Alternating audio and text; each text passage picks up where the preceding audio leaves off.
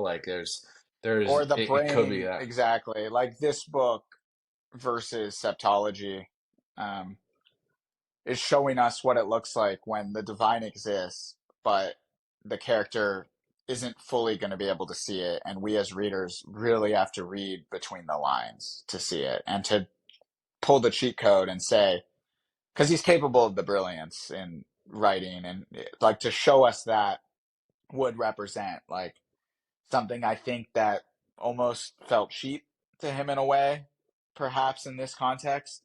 This is a narrator who doesn't understand what's happening and whose brain is fighting back against death. And to all of a sudden have that come to Jesus quote moment of, I get it now, I'm ready to embrace this. I think it's interesting that he doesn't have that moment, but there's signs of what's happening. And as readers, we can kind of still see the brilliance, even if the character's brain isn't able to grasp it. Mm.